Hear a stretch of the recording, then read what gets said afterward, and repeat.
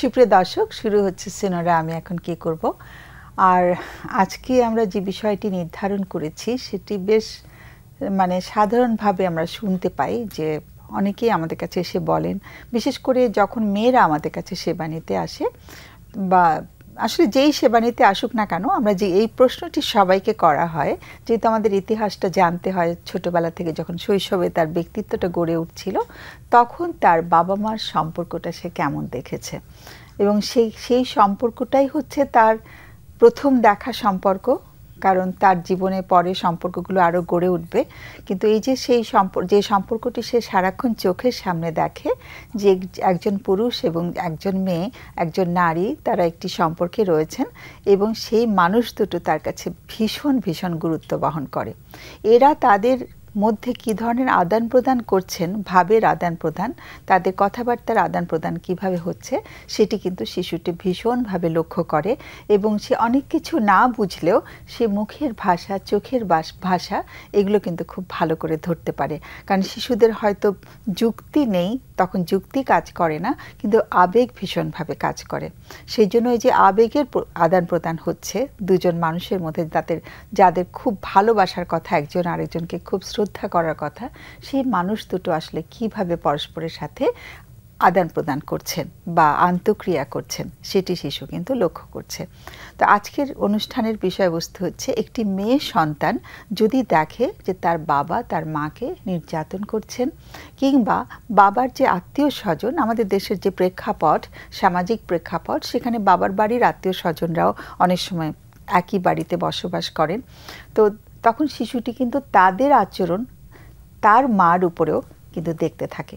তো সেই জন্যই এটি খুব ইম্পর্টেন্ট, আজকে আমরা মেয়ে সন্তানদের উপরে কী ধরনের প্রভাব পড়তে পারে সেটি নিয়ে কথা বলবো। যে একটি মেয়ে শিশু যখন বড় হচ্ছে, তখন সে তার মাকে যদি নির্যাতিত হতে দেখে, সেটি বাবা হতে পারেন, বাবার আত্মীয় স্বজন হতে পারেন, তাহলে সেই শিশুটির উপরে কী ধরনের প্রভাব পড়তে পারে, তার মনের উপরে কী ধরনের প্রভাব পড়তে পারে। আমি আর কথা বাড়াচ্ছি না, আমি পরিচয় করিয়ে দিচ্ছি স্টুডিওতে যারা আছেন তাদের সাথে। একজন হচ্ছেন ডক্টর রাহিনুল ইসলাম, স্বাগত রাহিনুল। ডক্টর রাহিনুল ইসলাম হচ্ছেন একজন মনোচিকিৎসক বা একজন সাইকিয়াট্রিস্ট। আরেকজন এসছে, সে হচ্ছে আয়েশা সিদ্দিকা। আয়েশা একজন কি বলবো, সাইকোথেরাপিস্ট। আমি সাইকোসোশ্যাল কাউন্সিলর বলতে নিয়েছিলাম। আয়েশা কাজ করছে ব্র্যাক বিশ্ববিদ্যালয়ে, সেখানেও সাইকোসোশ্যাল কাউন্সিলর হিসেবে কাজ করছে। তো আয়েশা, তোমাকেও স্বাগত। তোমাকে দিয়ে শুরু করি আজকে, যেহেতু মেয়ে শিশুকে নিয়ে কথা বলছি। রাহিনুলের কাছে পরে আসছি।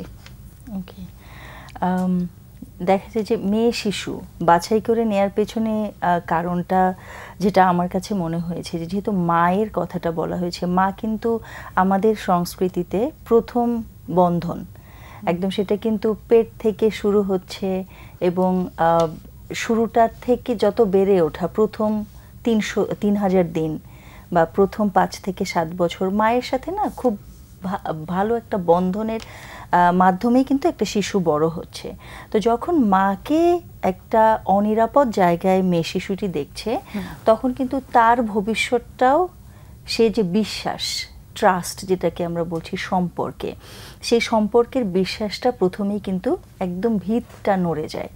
তো দেখা যায় যে 3টা ক্ষেত্রে যদি বলি, একদম ছোট্ট শিশুদের ক্ষেত্রে যেটা হয়, অনেক সময় দেখা যায় যে হঠাৎ করে বাচ্চারা বিছানায় প্রস্রাব করা শুরু করে দিতে পারে, বা এমন হতে পারে যে বাচ্চাটা কখনোই কিছু হয়তো খুব বেশি জিদ করে নাই, সে জেদ করা শুরু করে দিতে পারে। মানে মেয়ে শিশুর উপরে মেয়ে শিশুর দিক থেকেই দেখা যায় যে খুব মেয়ে শিশুদের প্রাকৃতিকভাবে আমরা কি ভাবি যে খুব শান্ত স্বভাবের হবে, বা কালচারালিও আমরা ওভাবে মেসেজ ওদেরকে এইভাবেই শিখাই।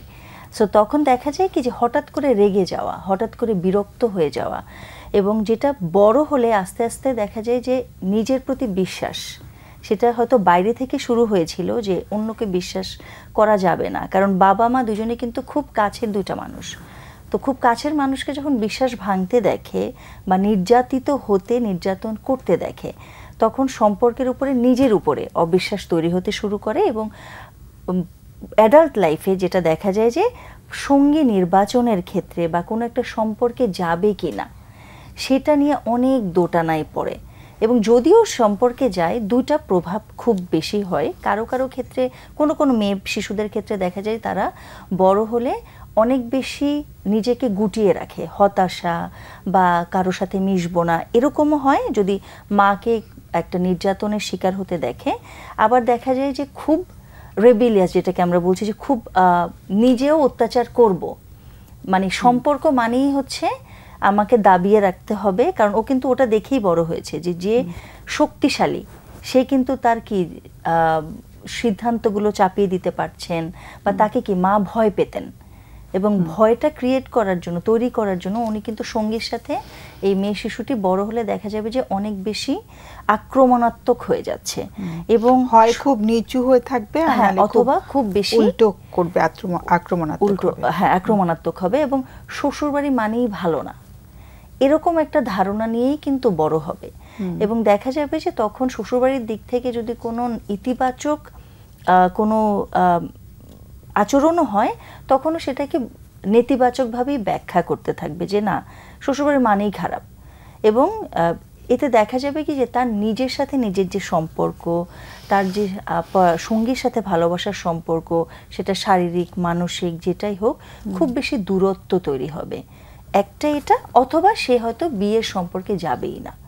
সো এরকম আসলে কি এই পুরো বিশ্বাসের জিনিসটা বা সম্পর্কের যে সৌন্দর্য, সেই জিনিসটাই কিন্তু এই মেয়ে শিশুটি পেল না। এবং মেয়ে এবং মা একই লিঙ্গের হওয়ায় দেখা যাবে যে সে মাকে প্রোটেক্ট করতে পারেনি হয়তো ছোটবেলায়, রক্ষা করতে পারেনি হয়তো ছোটবেলায়, এবং সেটার জন্যই সে সবসময় নিজেকে রক্ষা করার জন্য সবসময় দেখা যাবে যে আক্রমণাত্মক একটা যোগাযোগে যাচ্ছে তার সঙ্গীর সাথে বা ইনলসদের সাথে।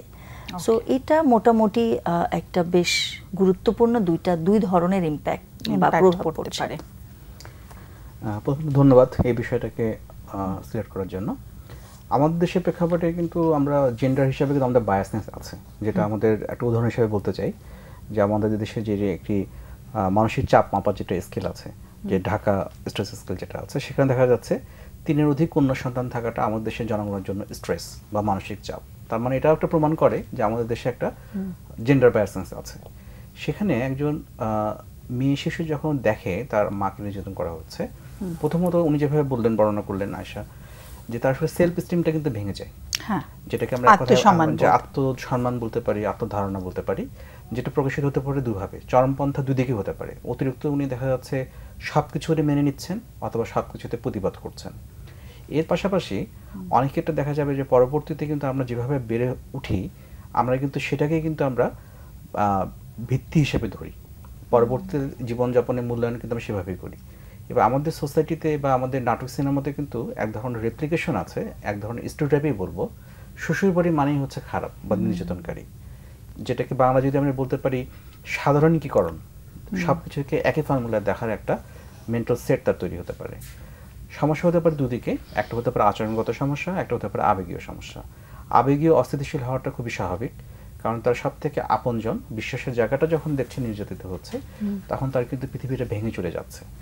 এবং এটার হাত ধরে তার যদি জেনেটিক লোড যদি থেকে থাকে, বংশে যদি সমস্যা থেকে থাকে, যে পরিবেশটা স্থিতিশীল পেলে মানসিক যদি কোনো রোগ থাকে, হ্যাঁ, বা বংশে যদি থেকে থাকে, বংশে কিছু মানসিক রোগ যদি থাকে, মানসিক রোগের ইতিহাস যদি থাকে আর কি দৃশ্যমান, অথবা তখন দেখা যাচ্ছে চারটাই কিন্তু তার অন্যান্য রোগের দিকে ঠেলে দিতে পারে। কিংবা তার যে সম্ভাবনা থাকে মানুষের জীবনে যেটা আছে, সে সম্ভাবনার পিছনে ছোটা বা সেখানে অর্জন করার ক্ষেত্রে তার একটা সমস্যার সম্মুখীন হতে পারে। এক কথায় আমি বলতে পারি, সে নিজেকে বিশ্বাস করতে সক্ষম হয় না, এবং আশপাশের পরিবেশকে এবং যারা যারা আছে আপনজন, এই পৃথিবীটাকে সে অবিশ্বাস করতে শিখে। এবং অবিশ্বাস করলে একজন মানুষ যেভাবে শত্রু ভাবাপন্ন এলাকায় থাকলে যেভাবে আমরা আচরণ করতাম সার্ভাইভালের জন্য, দেখা যাচ্ছে তার জীবনযাপনটা হয়ে যায় সার্ভাইভালের একটা ভ্রমণ পথ। মানে এখানে হচ্ছে যেটা একটা স্বাভাবিক সুস্থ বলতে আমরা যেটা বুঝাচ্ছি, যে একটা দুঃখ কষ্ট, হাসি কান্না, হাসি ঠাট্টা, এই বিষয়গুলো থেকে দেখা যাচ্ছে সে দূরে সরে যেতে পারে। তবে একটা কথা আমি যোগ করতে চাই সবশেষে, আমরা যেন আবার এটাকেও আবার সাধারণীকরণ না করি, কারণ একজন মানুষের তার জন্মগত বা জেনেটিক স্ট্রেন্থ দিয়েও কিন্তু অনেকে অনেক কিছু ওভারকাম করতে পারে। খুবই বৈরী পরিবেশ থেকেও কিন্তু অনেকে কিন্তু হচ্ছে শিখতে পারে যে এই বিষয়টা আমি আমার জীবনে আমি জীবনে আমি রিপিট করব না। তো ফোন নিয়ে আসি, আমরা পরে আবার শুনবো। হ্যালো, হ্যালো, হ্যাঁ শুনছি। আমার সমস্যা হচ্ছে আমি সবসময় সিদ্ধান্তহীনতায় থাকি, আমি কোনো ডিসিশন নিতে পারি না। আচ্ছা। যেমন ধরেন হচ্ছে আমি কোন একটা কোর্স করতে গেছি, আমি আজকে এডমিশন নিলাম, আমি বলতে এটা পারবো না, মনে হয় এরকম করতে করতে আমি পরের দিন গিয়ে এটা ক্যান্সেল করে আসি। আবার মনে হয় যে কেন ক্যান্সেল করলাম, এটা তো করলে ভালো হতো, এরকম। আর আমি হচ্ছে মানুষকে মানে একদমই বিশ্বাস করতে পারি না। আমার মনে হয় যে সে হোক আমার কোনো মেয়ে বন্ধু হোক বা অন্য কেউ হোক, আমার মনে হয় যে আমাকে ঠিক করতে চায় বা আমার অনুপস্থিত আমার নাম বদনাম করতে চায় অন্য সাথে, এরকম মনে হয়। মানে সবসময় এগুলোর জন্য আমি কিছুই করতে পারি না। তোমার বয়সটা কত? আমার বয়স 24 বছর। 24 বছর। আর তুমি কি বিবাহিত? না। আচ্ছা, কি আর করছো? আমি হচ্ছে বিয়ের জন্য কোনো ছেলেকে বিশ্বাস করতে পারতেছি না। আমার মনে হচ্ছে কি মানে ছেলেটা বিয়ের পর আমাকে চিট করবে বা বিয়ের পর অন্য কারোর সাথে রিলেশন থাকবে, বড়কে বা আমাকে না জানিয়ে বিয়ে করে ফেললো, মানে এগুলো মাথায় থাকে। আমি আর কাউকেই বিশ্বাস করতে পারি না। আচ্ছা, ওকে। তোমার কিছু করছো এখন বর্তমানে তুমি? আমি হচ্ছে এমবিএ করতেছি। এমবিএ করছো, বাহ। কি করবে এমবিএ করে? এমবিএ পরে জব করবো আর গভর্নমেন্ট জবের প্রিপারেশন নিচ্ছি। বাহ। তোমার আর ভাই বোন আছে? আমরা হচ্ছে 2 বোন। 2 আর বোন। আম্মু আছে। তুমি তুমি বিয়ে হয়ে গেছে, আমি আছি আর কি আমার সাথে। তুমি ছোট? জি। আচ্ছা, ওকে। সো আজকে আমরা যেটা নিয়ে আলোচনা করছিলাম, যে বিষয় শুরু করেছিলাম আলোচনাটা, যে বাবা মায়ের সম্পর্কটা কেমন দেখেছি ছোটবেলায় আমরা, সেটা খুব গুরুত্ব বহন করে আমাদের জীবনে। তুমি কেমন দেখেছো বাবা মার মধ্যে সম্পর্কটা? আমার বাবা মার সম্পর্ক অনেক ভালো ছিল, তবে একটা প্রবলেম কি, আমার আব্বু মানে বিদেশে ছিল এবং ওখানেই মারা যায়। বাবা বিদেশে থাকতেন? জি, ওখানে মারা গেছে। আমি হচ্ছে আমার বয়স যখন 3 মাস তখন থেকেই উনি বাইরে থাকেন। আচ্ছা, আসতেন না? আমি ওনাকে আর দেখি নাই। হ্যাঁ, ওখানে মারা যায়। তুমি বাবাকে মানে বাবা আসতেন না? না, আসে নাই ওখান থেকে, তবে যোগাযোগ ছিল, সবকিছু ছিল। উনি হঠাৎ স্ট্রোক করে মারা যায়। এরপরে আর মানে স্ট্রোক করেন কখন? তোমার তখন বয়স কত? আমার বয়স হচ্ছে 14 বছর, আমি তখন ক্লাস 10 এ পড়ি। এর মধ্যে বাবা একবারও দেশে আসেননি? না, দেশে আসে নাই। সেটা কি কারণে হতে পারে মনে হয়? কারণ তো ওনার বিশ্বাস ছিল না, উনি এমনিতে ওই যে থাকে না ওরকম ছিল। তো মানে আব্বু আগস্টে মারা যায়, আব্বু হচ্ছে জানুয়ারিতে একেবারে চলে আসতো, এরকম ছিল। মারা গেছে আর কিছু। আব্বুর সাথে তোমার কথা হতো? ফোনে কথা হতো? হ্যাঁ, প্রত্যেকদিন কথা হতো, মানে অনেকবার, কিছুক্ষণ পর পর এরকম। আচ্ছা, ওকে। কিন্তু তোর মা তাহলে একাই কাটিয়ে দিয়েছেন অনেক বছর? জি। ওকে। সো আর বোনটার বিয়ে হয়েছে কবে? ওনার বিয়ে হয়েছে 2013 সালে। তারপর থেকে তুমি আর মা শুধু বাসায়? জি। আচ্ছা, ওকে। সংসারটা চলছে কেমন করে? এটা হচ্ছে আমার নানু বাড়ি থেকে হেল্প করে। আচ্ছা, ওকে। তুমি যে বললে যে তুমি ছেলেদের বিশ্বাস করতে পারছো না, তুমি কি কোনো ধাক্কা খেয়েছো কখনো কোনো সম্পর্ক? তাহলে ছেলেদের প্রথম থেকে ছেলেদের বিশ্বাস করি। আমি কোন ছেলের সাথে কথাই বলতাম না, মানে হচ্ছে ছোট থাকতে বলতে। কিন্তু এই অবিশ্বাসটা ছিল না। অবিশ্বাসটা এলো কোত্থেকে বলো তো? আমি জানি না, আমি মনে হচ্ছে এরকম। আমার তোমার কোনো কাজিন, চাচাতো ভাই, মামাতো ভাই, খালাতো ভাই এরা নেই কেউ?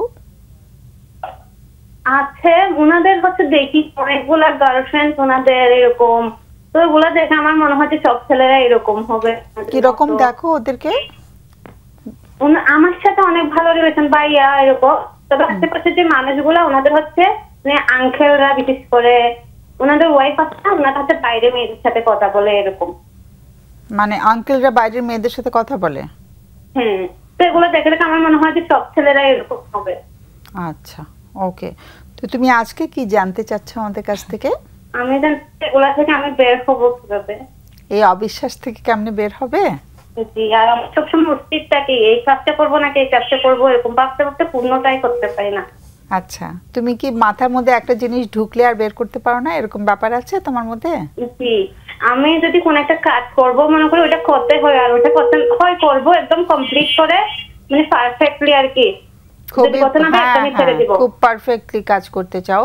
তুমি কি অনেক সময় নাও কিছু একটা করতে গেলে, গোসল করতে গেলে, না সময় খুব তাড়াতাড়ি করে ফেলি। আর আমার মনে হয় কি মানে সবকিছু অনেক স্লো, মানে কেউ কথা বলছে না, আমি থাকতে পারি না।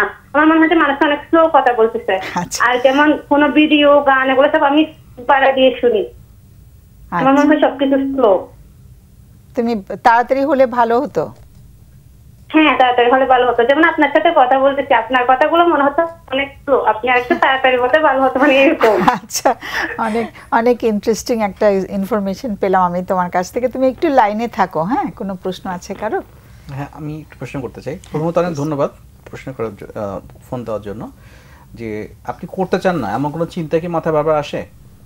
জি বুঝি নাই। কোনো একটা চিন্তা আপনি করতে চান না কিন্তু বারবার তবুও আসতে থাকে, এমন কোনো বিষয় কি আছে?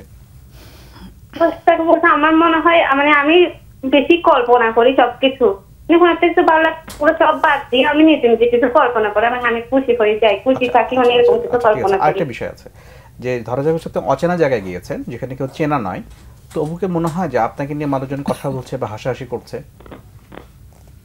হ্যাঁ মনে হয়। অচেনা জায়গায়, কিন্তু আমি আবার বলি যে তারা কেউ পরিচিত নন কিন্তু মনে হচ্ছে তারা আপনাকে উদ্দেশ্য করে হাসছে, আপনাকে উদ্দেশ্য করে তারা কথা বলছে বা সমালোচনা করছে। আপনার কি এরকম মনে হয়? হ্যাঁ মনে হয়, এটা মনে হয়। আচ্ছা, কখনো কি এর বাইরে একটু অস্বাভাবিক ধরনের কোনো ধরনের অনুভূতি বা শব্দ শুনেছেন? কেউ নেই কিন্তু কথা শুনতে পান স্পষ্ট?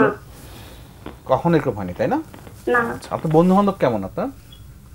আমার এখন আমার কোনো তেমন একটা ক্লোজ বন্ধু নাই, তবে এমনিতে সবার সাথে কথা বলি এরকম, মানে ক্লাসে গেলে সবার সাথেই আমি কথা বলি, মানে একজনের সাথে না, সবার সাথে একটা ভালো ফ্রেন্ডশিপ, তবে ক্লোজ কেউ নাই। আচ্ছা, কোনো কিছু যদি সামনে দেখাই পাই তার সাথে ফ্রেন্ডশিপ করে ফেলি, অতটুকু ওখান থেকে চলে আসছি নাই। বুঝতে পেরেছি। কোনো কিছু ধরা যাক যে বাঁকা আছে, আমার মনে হয় হাতে দেখাতে পারবো না, যে একটা কলমটা ধরা যাক হচ্ছে একটা বাঁকা আছে, আপনাকে সোজা করে দিতে হয় কি? সোজা করে দিলে আরাম লাগে, এলোমেলো থাকলেই গোছাতে ইচ্ছা করে, এরকম হয় না? যে আপনার গোছানো কাজে যে জিনিসপত্র কেউ যদি হাত দেয় আপনার খুব রাগ হয়ে যায়, কেন হাত দিল? হ্যাঁ এটা রাগ হয়।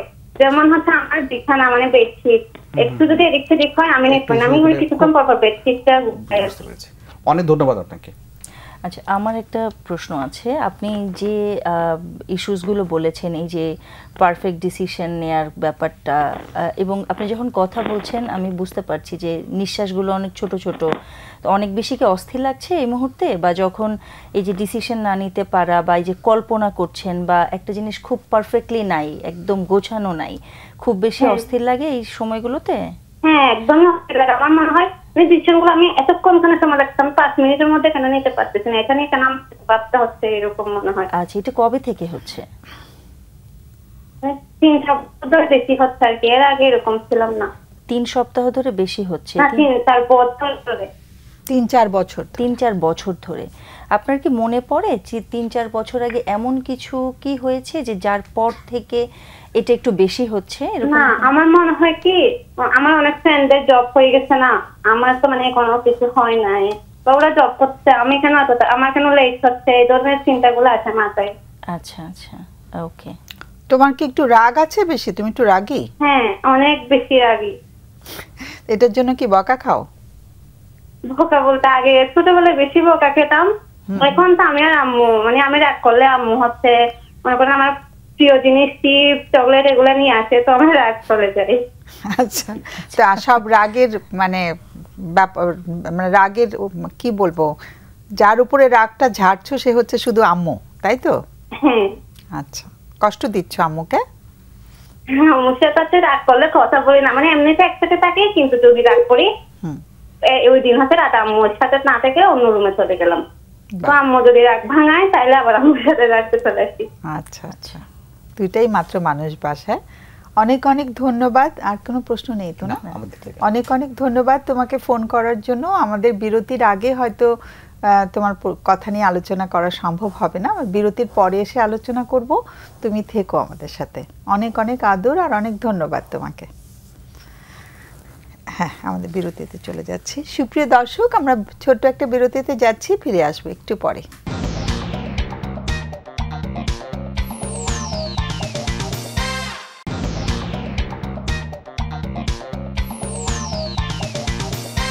সুপ্রিয় দর্শক, আমরা ফিরে এলাম বিরতির পর সিনোরা আমি এখন কি করব অনুষ্ঠানে। আর আমাদের একজন দর্শক বন্ধু ফোন করেছিল বলা যায় বিরতির আগে। ও খুব সুন্দর করে আমাদেরকে বর্ণনা করেছে ওর কি অসুবিধাগুলো হচ্ছে। আমরা সেটা আলোচনা করব এখন।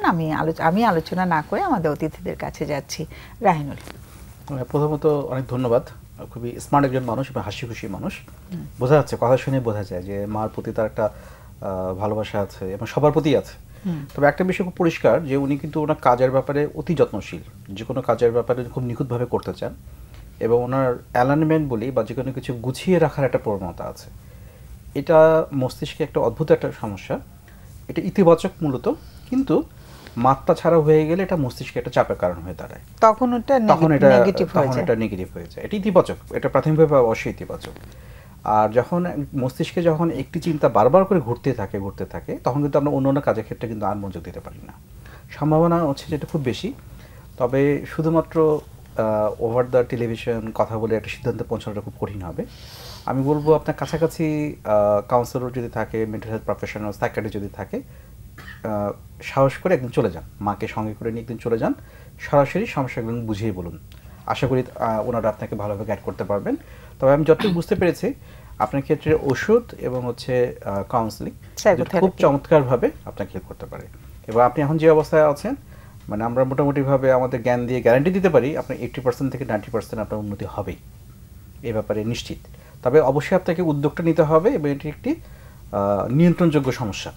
বিষয়টা কিন্তু এমন নয় যে একটু নিয়ন্ত্রণ ছাড়া হয়ে গেছে। তবে আপনি যদি না করেন আপনার জন্য কিন্তু পরবর্তীতে সম্পর্কে জড়ানো, একটি নিকটতম সম্পর্ক, বিয়ে বলি বা যে কোনো কিছু এড়িয়ে করতে কিন্তু সমস্যা হবে। কাছের সম্পর্কগুলোর ক্ষেত্রে টানাটানির মধ্যে পড়ে যাবে এবং দেখা যাচ্ছে আপনজনরা আস্তে আস্তে দূরে সরে যাবে। আপাতত আপনার জন্য এতটুকু পরামর্শ। ওকে, তুমি ওই যে বিশ্বাস করতে পারছে না, ওটা যদি তুমি একটু টাচ আপন করো।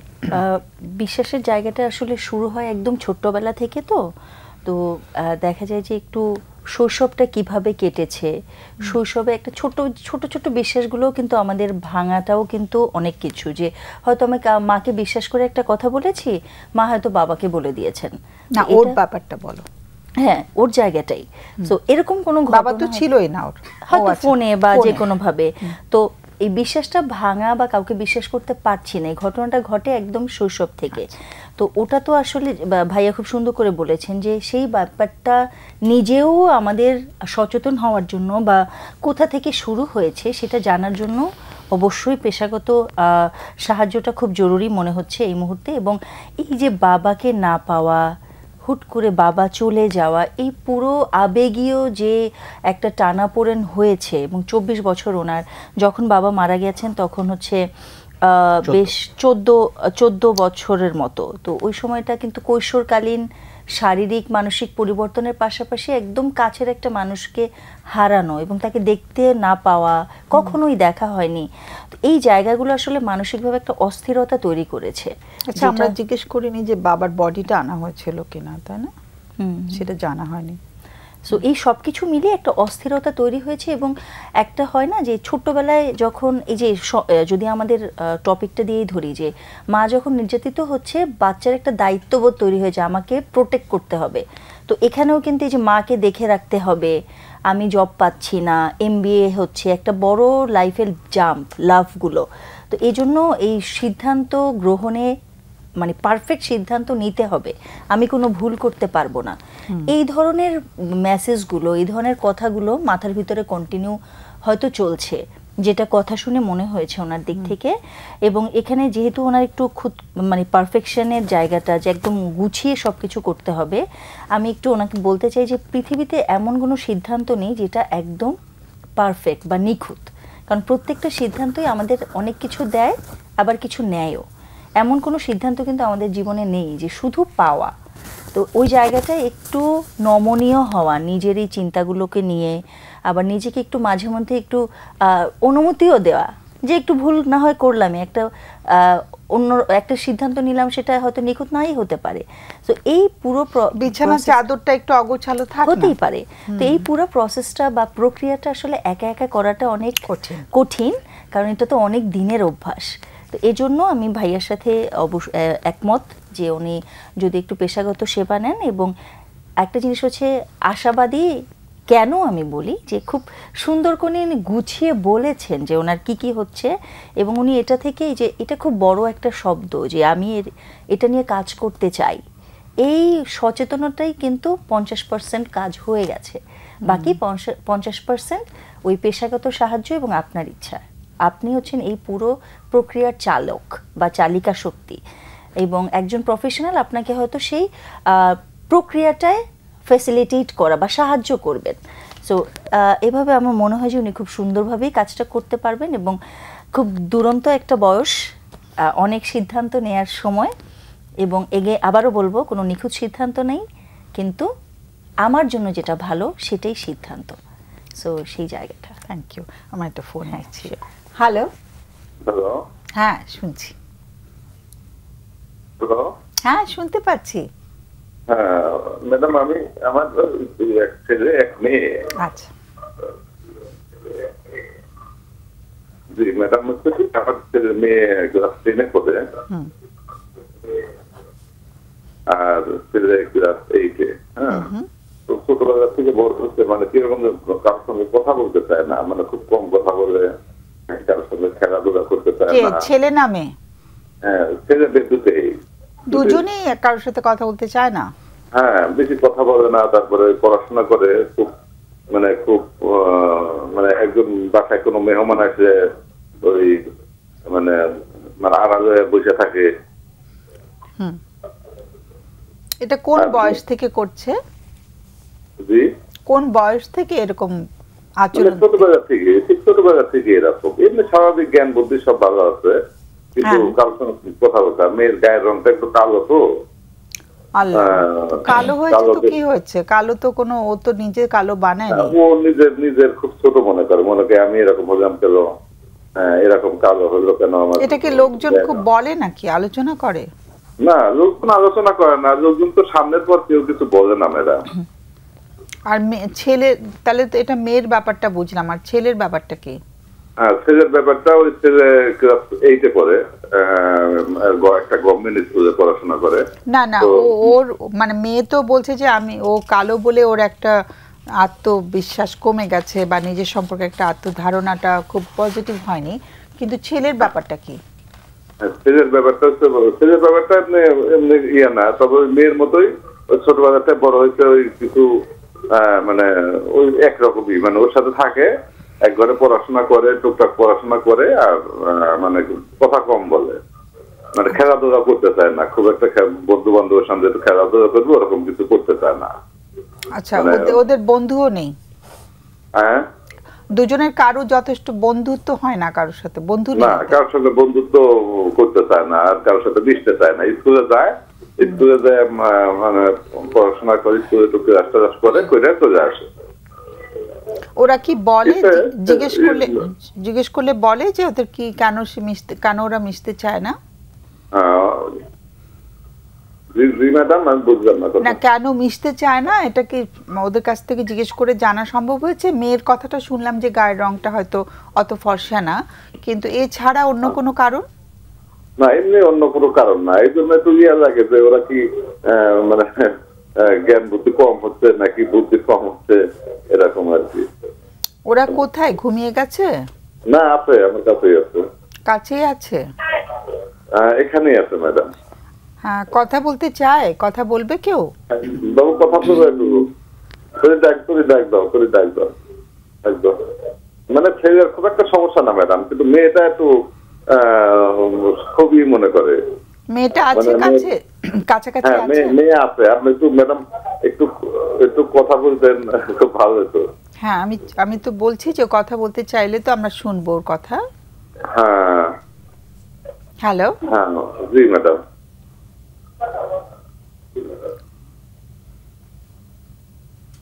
Hello madam.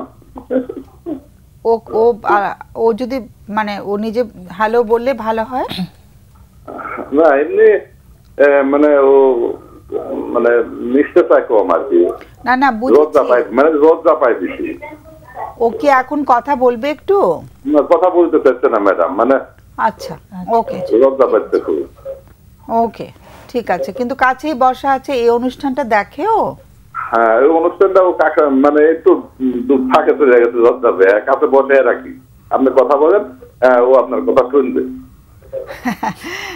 ওর কাছ থেকে কিছু শুনতে পারলে ভালো হতো, কেমন? হ্যাঁ, একটু কথা বললে ভালো হতো ম্যাডাম, আমিও সেটাই করতেছি। ও আসলে মানে নিজের খুব ছোট মনে করে ম্যাডাম, সেই জন্যই ওর কথাটা একটু শুনতে চাচ্ছিলাম। হ্যাঁ, ওর দিক থেকে ওর কিছু বলার থাকতেই পারে, তাই না?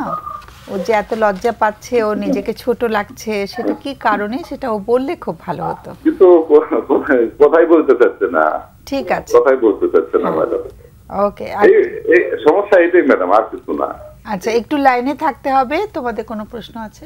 আমার কিছু প্রশ্ন আছে।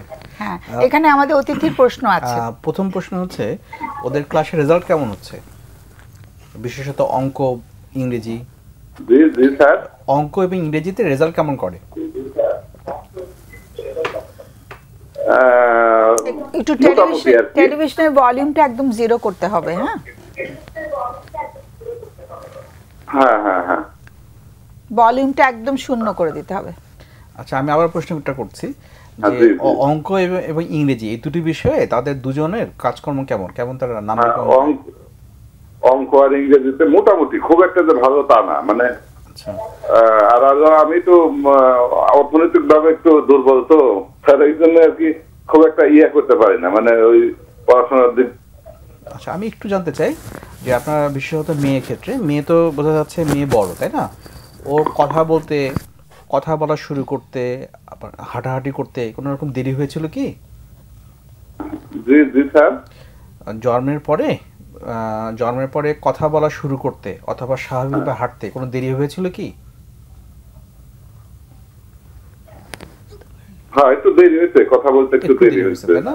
আচ্ছা, আরেকটা বিষয়, হাঁটতে একটু দেরি হয়েছে। আচ্ছা, আর ওর জন্মের সময় কি কোনো রকম সমস্যা হয়েছিল? একটা হয় না, জন্মের সময় কোনো সমস্যা হয়েছিল মার? না না,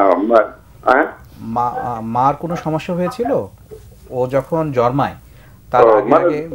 না, জন্মের পরে না, মাথার দিকে একটু হয়েছিল, মানে একটু দাবা একটু হয়ে গেছিল মাথার উপর, মানে খুঁজের উপরে একটু। কোনো আঘাত পেয়েছিল কি, কোনো রকম আঘাত বা মুখের রং পরিবর্তন হয়ে যাওয়া, এমন কোনো সমস্যা কি হয়েছিল? হ্যাঁ, মানে ছোটবেলায় গায়ের রংটা একটু ছিল। মানে আমি আসলে সেটা বুঝতে পারছি না, যে থাকে না অনেক ক্ষেত্রে ডক্টর বলেন যে তার দম নিতে সমস্যা হয়েছে, কাঁদতে দেরি হয়েছে, এমন কোনো সমস্যা? না, ওরকম কোনো সমস্যা ছিল না, স্যার। বুঝতে পেরেছি। এমনি সব দিক দিয়ে ভালো স্যার, কিন্তু কারোর সাথে কথা বলতে চায় না। একটু টাকা পয়সা দিয়ে কোনো কিছু যদি কিনতে দেওয়া যায়, সে কি কিনতে পারে? হিসাব নিকাশ বুঝতে পারে? টাকা পয়সা 10 টাকা বা 20 টাকা দিলেন, হ্যাঁ, কোনো কিছু সে কি কিনতে পারে বা বুঝতে পারে যে কিভাবে খরচ করব, কত টাকা ফেরত আসবে?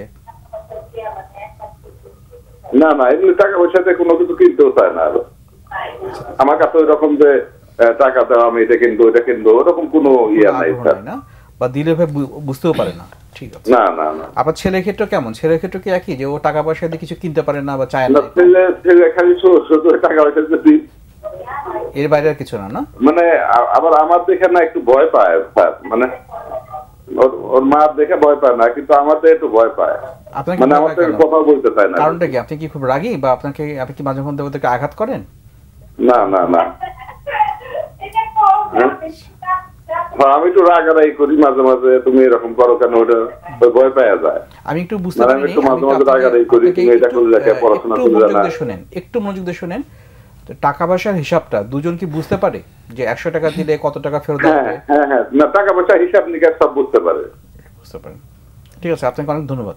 আচ্ছা, আমার একটা প্রশ্ন ছিল যে একটু রাগটা যে বেশি, এটার জন্য ওর মার উপরেও কি একটু রাগারাগি হয়ে যায়? ও দেখে না না না না ম্যাডাম, মায়ের সঙ্গে কোনো রাগারাগি করে না।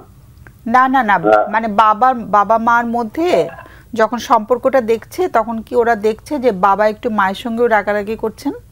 হ্যাঁ হ্যাঁ, এরকম দেখছে, এরকম। আমি তো রাগারাগি করছি অনেক সময় ওর মায়ের সঙ্গে, কিন্তু মায়ের সাথে সব কিছু শেয়ার করে না। আমি বাচ্চার কথা বলছি না, মানে বাচ্চারা কি এরকম দৃশ্য দেখছে কিনা যে বাবা মায়ের উপরে রাগারাগি করছেন? হ্যাঁ, দেখছে।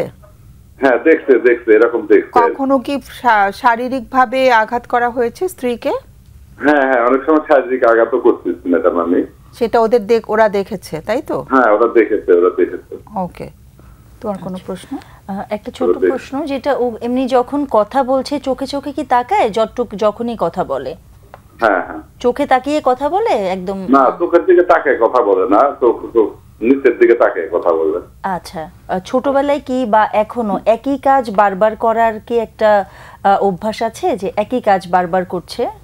একই কাজ বারবার করা অভ্যাস না ম্যাডাম, ওরকম অভ্যাস নাই। একই কাজ বারবার করা ওই অভ্যাসটা নাই। ঠিক আছে। আচ্ছা, আমরা কি স্ত্রীর সাথে একটু ওর কথা শুনতে পারি? বা বাচ্চাদের মা কি একটু কথা বলবেন? হ্যাঁ, ওই যে মা আপনার সাথে না, কথা তো মানে আমার মেয়ের মা এখানেই আছে, কথা বলেন না। আমি একটু ওনার কথা একটু শুনি। Hello madam. হ্যালো, হ্যাঁ। আচ্ছা, আমরা তো এতক্ষণ বুঝতে পারিনি, তাহলে আগেই মাকে হয়তো চাইতাম। হ্যাঁ হ্যাঁ ম্যাডাম, হ্যাঁ আমি বলি ম্যাডাম, মানে আমার সাথে মানে সবই ওর বুদ্ধি আছে, বুঝছেন? মানে আমার সাথে সবই আলোচনা করে, কিন্তু ওর বাবুরে দেখলে ভয় পায়। ওর বাবুর সাথে চোখে চোখেও কথা পায় না, বেশি আশা মানে সামনেও আসে না, বুঝছেন ম্যাডাম? আচ্ছা, কিন্তু আমার সামনে সব বুদ্ধি আছে, মনে করেন কিভাবে সংসার চলে, কম টাকা এভাবে করবা মা, মানে আমারই জ্ঞান বুদ্ধি দেয়। আচ্ছা, মানে সবই বুদ্ধি আছে, কিন্তু একটু মানুষের সামনে ওইটাই মেন ম্যাডাম। কিন্তু কেউ কালো দেখে মানে বাইরে চাইলে আমার সাথে যাইতে চায় না, মানে আমি সুন্দর দেখতে, তাই কয় তুমি সুন্দর, আমি কালো। ও আচ্ছা, কিন্তু ওকে একটু আত্মবিশ্বাস বাড়ানোর জন্য বাবা মা দুজনেই কিছু বলেন না, যে তোমার মনটা অনেক সুন্দর? হ্যাঁ, আমি বলি, আমি অনেক সময় বলি যে মানুষ কি করে, কি খালি ভগবান একা কালো দিতে? অনেক মানুষই তো অনেক পৃথিবীতে কিরকম মানুষ ল্যাংড়া হয়, তারপরে কানা হয়, ওরে বুঝায় এক সময় যে লজ্জা পাবি কে, মানুষ তো মেয়েরা বড় হইলে পরে মার সাথেই যায়। বন্ধু বান্ধব কেন হয়নি? আর বন্ধু বান্ধব মনে করেন ম্যাডাম, আমরা তো ফিলাত বাসা মনে করেন 8-9 বছর ধরে ওই একাই থাকি, মনে করেন বেশি মিশে টিশে না। কিন্তু স্কুলে আছে, স্কুলে বন্ধু আছে, কিন্তু মানে 2-3 জনের সাথে আর কি কথা কয়। ওকে, আর একটু জানতে চাচ্ছিলাম যে ওর বাবা যে রাগী, সেটা? হ্যাঁ হ্যাঁ, ওর বাবু মানে আমার সাথে আগে খুব রাগারাগি করতো, মানে ওই একটু বেশি মানে রাইগে গেলে না অনেক কথা আর কি বলে ওর বাবু। ওই চাই দেখতে মনে হয় ছোটবেলা থেকে গায়ে হাত তোলাও দেখেছে, বাবা গায়েও হাত তুলেছেন? হ্যাঁ হ্যাঁ, আমাদের এমনি দিছে। হ্যাঁ হ্যাঁ, এমনি রাগ উঠলে ওর বাবু দিচ্ছে আমাদের। হ্যাঁ, এখন কি কমেছে? এমনি ভালো মনে করেন, এমনি ভালো সব থেকে, কিন্তু ওর বাবু রাগ উঠলে পরে মনে করেন সব কিছু একবারে উঠাইবো, আর আমারে খুব বকে। হ্যাঁ, কিন্তু এইটা বাচ্চারা তো এই দৃশ্যটা, আজকে আমরা এটা নিয়েই কথা শুরু করেছিলাম, বাচ্চারা তো এই দৃশ্যটা বাচ্চাদের জন্য খুব মানসিক অশান্তি তৈরি করে, তাই না? তো ওরা তো এখন আর বাবু অশান্তি করে না, এখন তো ওরা বড় হয়েছে একটু, এটা খুব ছোটবেলাতে ওরা এই দৃশ্যটা দেখেছে, তাই তো? হ্যাঁ হ্যাঁ, আগে হয়েছে, আগে দেখতে হয়। তখনই তো ওদের মানসিক গঠনটা তৈরি হচ্ছিল, সেই জন্য ছোটবেলাতে ওদের এই দৃশ্যটা দেখলে খুব ক্ষতি হয়ে যায় বাচ্চাদের। হ্যাঁ, সেই জন্যই জিজ্ঞেস করছি। ওইটাই আর কি ভয় পায়। কিন্তু ম্যাডাম সব বুদ্ধি আছে ম্যাডাম, মানে আমার সাথে সবই বলে। বুঝেছি, সেটা বুঝেছি, কিন্তু ওদের মনটা ছোট হয়ে যায় না মাকে যখন, আজকে তো মায়ের নির্যাতন নিয়ে কথা শুরু করেছি তো আমরা, সেই ছোটবেলাতে এই দৃশ্যটা বাচ্চাদের দেখলে খুব মানে বাচ্চাদের মন ছোট হয়ে যায়। হ্যাঁ, বাচ্চারা তখন নিজের ব্যাপারে আত্মবিশ্বাসটা হারিয়ে ফেলে। আর কি মেন কারণ হলো বুঝছেন ম্যাডাম, ও যে একটু বলে ও কালো দেখে আর কি সবার সাথে আর কি। আচ্ছা, কালো কথাটা আমরা অনেকবার উচ্চারণ করে ফেলেছি, আমরা কালো শব্দটা ভুলে যাই সবাই। হ্যাঁ, এইটার জন্য আরে কই বারে বারে যে তুই কি একাই কালো হইছস নাকি? পৃথিবীতে কত মানুষ কালো আছে, কালো হইলে কি যোগ্যতা হইলে আবার কালো থাকে না। তুমি মানে কালো ফর্সা ব্যাপার না, ও বাচ্চা, আমাদের সন্তান, ও আমাদের ভীষণ মনের একদম ভিতরে রাখা আছে, এটা ওকে বুঝতে দেওয়া দরকার, ওকে আমরা আলোচনা করি না। অনেক অনেক ধন্যবাদ কথা বলার জন্য, আমরা ফোন আলোচনা করছি, সবাইকে অনেক ধন্যবাদ। হ্যাঁ, আয়েশা বলবে আগে। যেটা আপনি খুব সুন্দর করে মাত্রই বলেছেন যে কালো শব্দটা আসলে একদম ওর নামের চেয়েও, ওর নামের চেয়েও এটাই ওর নাম হয়ে গেছে। তো একটা জিনিস কি যে মা হয়তো বোঝাচ্ছেন যেভাবে যে আরো তো অনেক কালো মানুষ আছে, আরো কত দোষ আছে, কিন্তু আমরা একটু সাইকোলজিস্টরা বলি যে বাচ্চার গুণটা কি, সো সেই গুণটা যদি একটু ওকে মনে করিয়ে দেয়া। আর একটা জিনিস হচ্ছে যে ছোটবেলা থেকে বাবা বলেছেন যে কখনো ওভাবে ওনারা হয়তো মুখে বলেননি, কিন্তু হয় না যে আমাদের অবাচনিক যে যোগাযোগ, যে যেমন আমরা এখন মাথা নাড়ছি, হাতটা নাড়ছি, আমার তাকানো, এই জিনিসগুলো দিয়েও কিন্তু আমি বোঝাতে পারি যে তুমি অসহায় কিছু, তোমার কালো, তোমাকে এটা করতে হবে, ভালো লেখাপড়া করতে হবে, না হলে কিন্তু তোমার এটাকে দিয়ে এটাকে একটা মিনিমাইজ করতে হবে, এ ধরনের একটা যুদ্ধ চলে যায় বাচ্চাটার ভিতরে। তো এর ভেতরে হয় কি যে নেগেটিভ একটা যে নেতিবাচক আত্মধারণা, যেটাকে আমরা নেগেটিভ সেলফ এস্টিম বলছি, যে আমি ভালো না, সেলফ কনসেপ্ট বলছি, যেটা যে আমি ভালো না, আমাকে দিয়ে কিছু হবে না, আমি কালো দেখে কথা বলা যাবে না, কথা বলতে হলে এই যে ভেতর থেকে যে ভরসাটা আসা যে আমি কথা বলতে পারবো মানুষের সাথে, সেটাই কিন্তু আসছে না। ও কিন্তু খুব একদম নিরাপদ, মা যেটা বলছেন যে আমার সাথে তো সবকিছু বলে, একদম মা তো একদমই নিরাপদ একজন মানুষ, এবং ও কিন্তু বুঝে গেছে যে মা যত কিছুই বলুক বাচ্চারা কিন্তু একটা নিরাপদ গণ্ডি তৈরি করে নেয়। কিন্তু যখনই ও বাইরের পরিবেশে যাচ্ছে তখন কিন্তু সবাই অপরিচিত, এবং ও কালো শব্দটাই ওর সবার আগে মাথায় আসছে।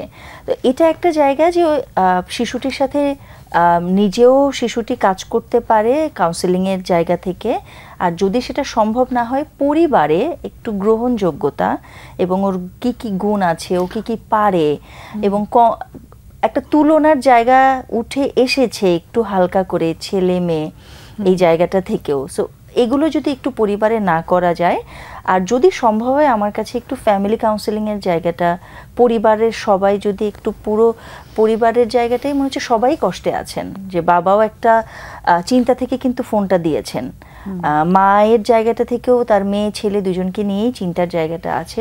যদি সম্ভব হয়, মানে যেহেতু আমাদের এখানে অপশন সবগুলোই বলাটা জরুরি, তো সেখান থেকে বলছি যে ফ্যামিলি কাউন্সেলিংটা আমার জন্য মনে হচ্ছে যে একটা ইতিবাচক পরিবেশ যদি তাদের পক্ষে কোথাও যাওয়া সম্ভব হয়। আরেকটা জিনিস তারা বলতে পারে বাচ্চাটাকে, আমি রাহিনুর কাছে যাওয়ার আগে বলছি যে মানে গায়ের রং বা চেহারা কারো ভালো হওয়াটা, এটা তার কোনো এটার জন্য তার কোনো কিন্তু ক্রেডিট নাই। সেটাই, হ্যাঁ, কেউ যদি গায়ের রং ফর্সা থাকে সেটাতে তার কোনো ক্রেডিট না, সেটা কাজে ফর্সার সাথে কালো দুটোই তো থাকবে, কিন্তু এখানে তো এটা তো সৃষ্টিকর্তার সৃষ্টি, যে আমরা যে সবাই সৃষ্টিকর্তা আমাদেরকে ভালোবাসেন বলে আমরা আছি পৃথিবীতে। এই কথাটাকে যদি আমরা একটু বড় করে ওর সামনে বলি যে আমাদের সবাইকে সৃষ্টিকর্তা ভালোবাসেন, যে উপরে একজন আছেন তিনি কিন্তু সব মানুষকে ভালোবাসেন, তিনি কিন্তু গায়ের রং দেখে বা চেহারা দেখে ভালোবাসেন না, তার ভেতরটাকে দেখে ভালোবাসেন। ভেতরটা যদি সুন্দর হয় তাহলে আর মানে ওই মানুষটা কখনোই কারো কাছে অগ্রহণযোগ্য হবে না, সে তো বড় হবে আরো। রাহিন, শুনলাম এবং আমার কাছে মনে হয়েছে বাবা কিন্তু দরদিও, মেয়েকে খুব ভালোবাসেন বোঝা যাচ্ছে। তবে একটা বিষয় কিন্তু যেটা আমার কাছে একটু আলাদাই মনে হয়েছে, আমরা যতই আসলে আমরা ভাবি বা বলতে চাই, সমাজ কিন্তু পুরোপুরি কিন্তু পরিবর্তন হয়ে যায়নি। সমাজে কিন্তু এখনো কিন্তু হচ্ছে বৈষম্য কিন্তু করা হয়, সৌন্দর্যের বিচারে করা হয়, শারীরিক গঠনের বিচারে কিন্তু বৈষম্য কিন্তু আমি যদি বলি ইউরোপিয়ান দেশেও যেমন আছে আমার দেশেও আছে। এটাকে আমরা কখনো বাইপাস করতে আসলে পারবো না, অতিক্রম করতে পারবো না। আমার কাছে যেটা মনে হচ্ছে এই মেয়েটির তার সেলফ এস্টিমটা একেবারে ভেঙে গেছে, সে নিজেকে আর ভালোবাসে না, আত্মধারণা বলি বা আত্মমর্যাদা বলি, যে এটা কিন্তু তার ভেঙে গেছে। এটিকে ঠিক করার কোনো ওষুধ আবিষ্কৃত হয়নি, এটি একটি প্রক্রিয়া, এবং দীর্ঘদিন ধরে সামাজিক পরিস্থিতির মুখোমুখি না হতে হতে সে এটাতে অভ্যস্ত হয়ে গেছে, যে কারণে তার সমালোচনা হওয়ার আশঙ্কা আছে বা তাকে কোনোভাবে জাজ করা হতে পারে এমন কোনো পরিস্থিতি সে সবসময় এড়িয়ে যাচ্ছে। যেটি আমি বলবো যে এক ধরনের তার মস্তিষ্কটা বলা যেতে পারে অন্যরকমভাবে প্রশিক্ষিত হয়ে গেছে। এখানে নিয়ে কাজ করতে গেলে আমি যদি সুনির্দিষ্টভাবে বলি, সামাজিক দক্ষতা প্রশিক্ষণ ছাড়া শুধু ওষুধ দিয়ে কিন্তু এখানে তেমন কোনো কাজ হবে বলে আমার কাছে মনে হয় না। সবার আগে যেটা আমি ধাপে ধাপে যেটা বলতে চাই, এই দুই শিশুটিরই ভাই এবং বোন দুজনেরই কিন্তু মূল্যায়ন একটা দরকার আছে, যে তাদের আদৌ কোনো ধরনের চিকিৎসাযোগ্য কোনো ধরনের সমস্যা তার আমার মনে হচ্ছে না, এটা মূল্যায়নের জন্য, যে কারণ মা বাবা তো একভাবে মূল্যায়ন করছেন, যে আমরা যদি সোশ্যাল ফোবিয়ার কনটেক্সটে ভাবি, ডায়াগনোসিসটা রিচ করার জন্য তাদের কিন্তু একটা অ্যাসেসমেন্টের দরকার হবে। এরপরে আসবে কিন্তু হচ্ছে পরিবারকে নিয়ে কাজ করার বিষয়টা আসবে, সেলফ স্টিমটা কিন্তু রাতারাতি ঠিক হয়ে যাবে। আমরা মনে হয় রাহিনুল এগুলা বললে অ্যাসেসমেন্ট ওদের কাছ থেকে অনেক কঠিন কথা হয়ে যাচ্ছে। মূল্যায়ন যদি বলি, আমি যে কোথায় যাবে মূল্যায়নের জন্য আমি রিকমেন্ড করব হচ্ছে বঙ্গবন্ধু শেখ মুজিব মেডিকেল বিশ্ববিদ্যালয়ের যে মনোরোগ বিদ্যা বিভাগ আছে, এখানে চাইল্ড সাইকিয়াট্রি বিভাগ আছে, এখানে তারা আসতে পারে। এর বাইরে আসতে পারেন হচ্ছে মানসিক স্বাস্থ্য ইনস্টিটিউটে তারা আসতে পারেন। যে প্রাথমিক মূল্যায়নের জন্য, প্রাথমিক মূল্যায়নের পরবর্তীতে একটা পরিকল্পনা করা উচিত যে আসলে কি লাগবে। কারণ আমরা তো শুধু এক পক্ষের বক্তব্যটা শুনলাম, এই দুজনের বক্তব্য তো আমরা শুনতে পেলাম না, তাদের দিক থেকে জগৎটা কি। তো এই মূল্যায়নের জন্য আমি এটা রেকমেন্ড করব। মানে ওদেরকে কোনো স্কেল দিয়ে করে, স্কেল ছাড়াও প্রাথমিক মূল্যায়নের জন্য তো আগে স্কেল কি লাগবে সেটার জন্য তো এক ধরনের কন্ট্রাক্ট দরকার হবে। সেটার জন্য তো ওরা আরো অনেক অর্গানাইজেশন আছে সেখানে যেতে পারে, সাইকিয়াট্রিতে না যে প্রথমেই আর কি করতে পারে। মানে ওদের কোনো মানসিক অসুস্থতা আছে বলে মনে হয় এটা আমি আগে ভাগে সিদ্ধান্ত পৌঁছতে চাচ্ছি না যে আছে কি নেই। শিশু বিকাশ কেন্দ্র একটা ভালো জায়গা হতে পারে। মেডিকেল কলেজগুলোতে হচ্ছে শিশু বিকাশ কেন্দ্র বাংলাদেশের পুরনো মেডিকেল কলেজগুলোতে আছে। আমি জানি না, তারা আমার মনে হয় ফোন নাম্বার করলে আমরা হেল্প করতে পারবো। তবে একটা প্রাথমিকভাবে একটা মূল্যায়ন লাগবে। কারণ অনেক ক্ষেত্রে আমি দেখি হচ্ছে অভিভাবকদের বর্ণনা থাকে একরকম, রোগী বা যাকে নিয়ে কথা বলা হচ্ছে তার সাথে কথা বলে দেখা যাচ্ছে বিষয়টা তা না, বিষয়টা একেবারে আলাদা। সে কারণে আমি পরিষ্কার সিদ্ধান্তে পৌঁছতে চাচ্ছি না। ওকে, ঠিক আছে। তাহলে আমি একটু অ্যাড করব একটা জায়গা, মনে হচ্ছে যে পরিবারে একটু সম্মান প্রদর্শন, যে আমি যখন একজন কারোর কাছে সাথে কথা বলছি তখনও অনেক সময় দেখা যায় কি যে একজন খুব মানে সাধারণ একটা কথা বললাম যে ও একটু কম বোঝে, ও একটু কালো তো এই জন্য কম কথা বলে বা সামনে আসে না, এটাও কিন্তু ওই যে ওর দোষটাই বারবার সামনে চলে আসছে। সো ওটাও যদি একটু সম্মানটা রক্ষা করে যে ওকে যদি ওকেই বলতে দেই, ও আসুক না আসুক, যেমন এখনো কিন্তু যে কথা বলতে চেয়েছি ও কিন্তু ওর মতামত দিয়েছে, বলবে না, তার মানে এমন না যে ও পারছে না।